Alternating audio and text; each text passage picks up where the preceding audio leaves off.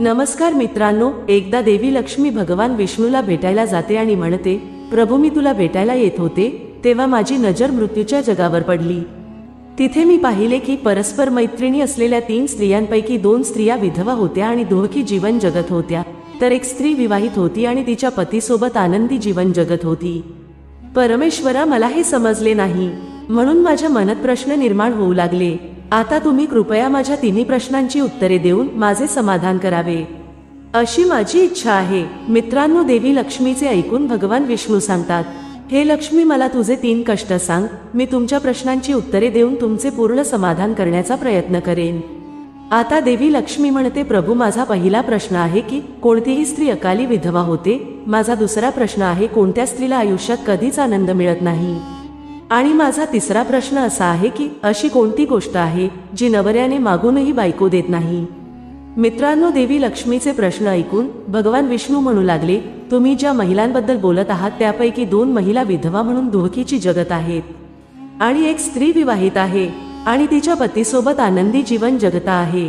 हे असे का आहे हे तुम्हाला जाणून घ्यायचे आहे, तर मी तुम्हाला एक छोटीशी गोष्ट सांगतो. ही कथा फार लक्षपूर्वक ऐकावी. जे अर्धवट कथा ऐकतात त्यांना अर्धवट ज्ञान मिळते, जे आयुष्यात कधीही उपयोगी नसते, कारण तुमच्या 3 प्रश्नांची उत्तरे एका छोट्या कथेत आहेत. जर तुम्ही ही कथा लक्षपूर्वक ऐकाल तर तुम्हाला तुमच्या 3ही प्रश्नांची उत्तरे नक्कीच मिळतील आणि तुम्हाला समाधानही मिळेल.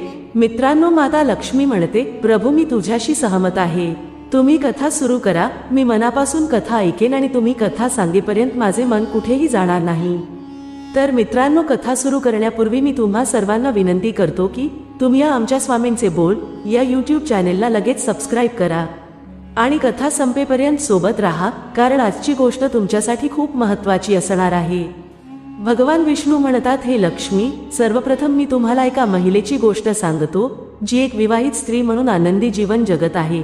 तुम्ही ज्या विवाहित स्त्रीबद्दल बोलत आहात ती एका राजाच्या नोकराची पत्नी आहे आणि ज्या नोकराची ती पत्नी आहे त्याला आपल्या पत्नीवर पूर्ण विश्वास आहे की ती त्याच्याशी विश्वासू आहे, ज्याची तो त्याच्या सहकार्यांमध्ये पुन्हा पुन्हा प्रशंसा करत असतो.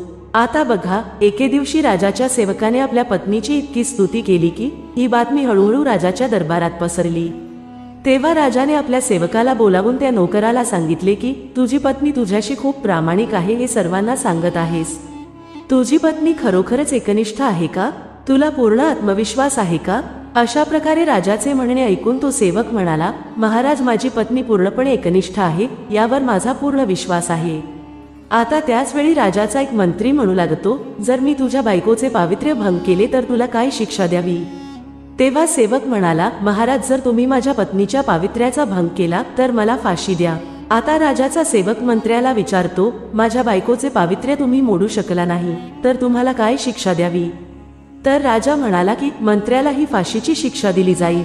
तेव्हा भगवान विष्णू म्हणतात, लक्ष्मी, मंत्र्याने ते स्वीकारले आणि सेवकाला विचारले की मी कोणती वस्तू आणावी ज्याने मी तुझ्या पत्नीचा पतिव्रता धर्म मोडण्यात यशस्वी झालो आहे असे तू मानशील?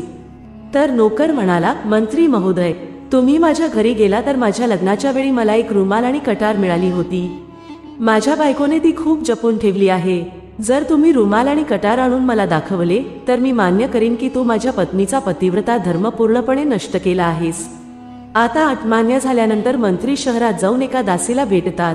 मग मंत्री स्वतःच्या स्वार्थासाठी त्या दासीला म्हणतात की हे बघ, या नावाची एक व्यक्ती आहे, त्याच्याशी माझी पैज आहे. आणि मग त्या मंत्र्याने तिला त्या पैजेच्या बद्दल सर्व काही सांगितले.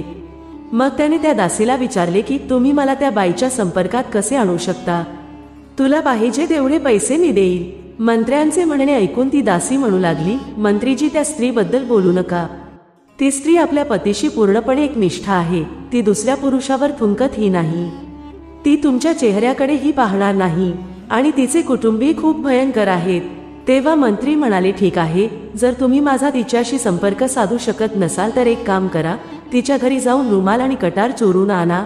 त्या स्त्रीच्या गुप्तांगावर काही चिन्ह असेल तर ते मला सांगा, मग तू मागितलेले बक्षीस मी तुला देईन.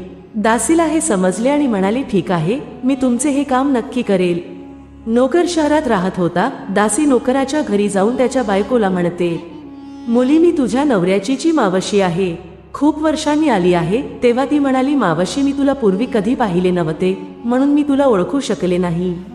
आणि अशा प्रकारे त्या सेवकाच्या त्या पतिव्रता पत्नीने त्या दासीला खूप आदर दिला. पण ती तिला फसवायला आली होती हे त्या पतिव्रता स्त्रीला माहीत नव्हते. आता भगवान विष्णू म्हणतात, लक्ष्मी अशा प्रकारे दासी त्या स्त्रीकडे 2 दिवस राहिली. ती पतिव्रता आंघोळ करू लागल्यावर दासी उठली आणि त्या स्त्रीची कंबर चोळू लागली. त्या स्त्रीने खूप नकार दिला तरीही मान्य झाली नाही आणि म्हणाली, मी तुझ्यावर माझ्या मुलीपेक्षा जास्त प्रेम करते म्हणून मला नकार देऊ नकोस. खूप दिवसांनी मी तुला पहिल्यांदा भेटले आता, असे म्हणत ती तिच्या चेहऱ्यावर हात फिरवू लागली. त्यानंतर डोळे धुण्याच्या बहाण्याने या दासीने त्या स्त्रीच्या डोळ्यात पाणी टाकले आणि तिचे डोळे मिटले. अशा प्रकारे त्या स्त्रीच्या गुप्तांगाजवळ मांडीवर एक तीळ होता जो दासीने पाहिला आणि आता तिचे काम झाले होते. आंघोळ करून ती महिला स्वयंपाकासाठी स्वयंपाकघरात गेली असता संधी साधून दासीने नोकराच्या घरातील रुमाल आणि कटार चोरून तेथून पळ काढला व रुमाल आणि कटार मंत्र्याला दिले आणि त्या पतिव्रता स्त्रीच्या मांडीवर असलेल्या तिच्या खुनाबद्दल ही सांगितले. मग मंत्री रुमाल आणि कटार घेऊन थेट राजाच्या दरबारात गेला. तो राजाकडे गेला आणि म्हणाला, महाराज, मी सेवकाच्या पत्नीसोबत 2 दिवस घालवले आणि तिच्या घरातून हा रुमाल आणि कटार घेऊन आलो आहे. मग राजाने दरबार आयोजित करून सेवकाला बोलावून घेतले आणि मंत्र्याला सभेत सेवकाला रुमाल आणि कटार दाखवण्यास सांगितले. मग राजाची परवानगी मिळाल्यावर मंत्र्याने नोकराला रुमाल आणि कटार दाखवली आणि पत्नीच्या मांडीवर तीळ असल्याचे सांगितले. त्यामुळे सेवकाने मान्य केले की आज माझ्या पत्नीने तिच्या पतीप्रती असलेले कर्तव्य पूर्णपणे मोडले आहे. भगवान विष्णू म्हणतात, लक्ष्मी, मग राजाने फाशीचा दिवस 15 दिवसांनी पुढे ठरवला आणि सांगितले की सेवकाला 15 दिवसांनी फाशी दिली जाईल. आणि अशा रीतीने नोकराला त्याची शेवटची इच्छा विचारली तेव्हा नोकर म्हणाला, मला माझ्या पत्नीला शेवटचे भेटायचे आहे. अशा प्रकारे राजाने नोकराला सांगितले की ठीक आहे, तू तुझ्या पत्नीला भेटू शकतोस. मग तो नोकर आपल्या घरी गेला आणि पत्नीला म्हणाला, तू माझा खूप मोठा विश्वासघात केला आहे. तुझ्या भरोशावर मी मंत्र्याला राजाच्या दरबारात राजासमोर म्हटले होते की जर कोणी माझ्या पत्नीचा पवित्र धर्म नष्ट करेल तर मला फाशी द्या. आता मला 15 दिवसांनी फाशी देण्यात येईल. माझा विश्वासघात करून तू ठीक केले नाहीस. त्या पतिव्रता स्त्रीने सर्व हकीकत आपल्या पतीला सांगितली, पण त्याचा विश्वास बसला नाही आणि तो राजाच्या दरबारात पोहोचला. तो नोकर राजाच्या दरबारात पोहोचला तेव्हा त्याला कैद करण्यात आले. आता दुसरीकडे नोकराच्या पतिव्रता पत्नीने आपला वेश बदलला आणि राजाच्या दरबारात जाऊन तिचे नृत्य दाखवण्यासाठी राजाची परवानगी मागू लागली. कारण ती स्त्री खूप सुंदर होती म्हणून राजाने आदेश दिला की सर्व मंत्री वगैरे यांनी हजर राहून या सुंदर स्त्रीच्या नृत्याची पूर्ण व्यवस्था करावी.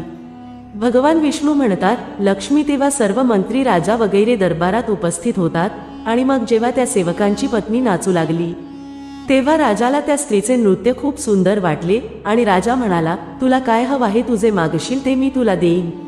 तेव्हा त्या सेवकाची पत्नी म्हणाली, महाराज, तुमच्या दरबारात एक चोर आहे ज्याने माझे पैसे घेतले होते पण ते आजपर्यंत परत केले नाही.